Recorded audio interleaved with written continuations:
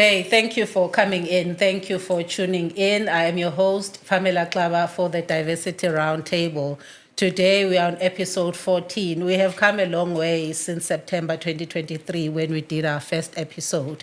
So before I introduce our guests today, it is still my birthday month. I'm still very excited. I'm still feeling very blessed. But on episode 13, the previous episode that we recorded with Busisiwe Hlatshwayo, where she covered the topic Black Women in the Workplace, it was really an enlightening and a soul-searching, introspective episode. So hence, then the follow-up of that, I've got the most wonderful, most inspiring and courageous ladies in studio today. I'm actually bragging because I can feel that I am basking in leadership royalty. You don't understand how I'm feeling right now. So I've got Anne Pratt, and I also have Marlinie Ramsamy. So Marlinie Ramsamy is the CEO of Franklin Covey South Africa. We will hear more from her in terms of her journey, what led her to start Franklin Covey South Africa. And then we also have the amazing, the inspiring, the beautiful Anne Pratt, all the way from the US. So don't be mistaken, though. She is a South African through and through. And I think when I started engaging with her a couple of weeks ago, actually, to my surprise, that she's got a background from KZN, KwaZulu-Natal. So she's also a Zulu girl. She speaks Zulu, and I was really pleasantly surprised from KZN, South Africa, all the way to Harvard University. So let me not steal the thunder. So let me hand over to Anne first to actually then first tell us about who you are, Anne. I don't want to go into a full-on bio and introduce you because then I might trip over myself.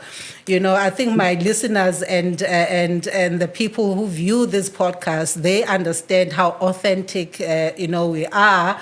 And though sometimes we don't even use titles then to read people's bios, we want actually for them to have that element of surprise. And so I think I've given them, hints here and there that you are from KZN, South Africa, to the US, and I've mentioned Harvard. I think let's leave it at that. But what they are going to get today is inspiration from a leadership perspective, it's inspiration from a courage perspective, and faith. Most importantly, faith. And then what has been your journey of faith for you to get to this point? We've got a lot of young professionals that follow this podcast. We've got entrepreneurs that follow this podcast, but we also have people from previously disadvantaged communities that also follow this podcast. So for us to have the two beautiful ladies in studio today is indeed an inspiration. So let me stop before I say too much and hand over to you. Welcome, Anne. Thank you, Pam. Thank you so much. And thank you so much for putting together this podcast and messaging to up-and-coming young professionals. I think it's so important that we remind our generation about leadership, but we also empower and inspire the next. To your question, as you mentioned, I'm a Zulu girl. I grew up in KwaZulu-Natal. I'm an African at heart.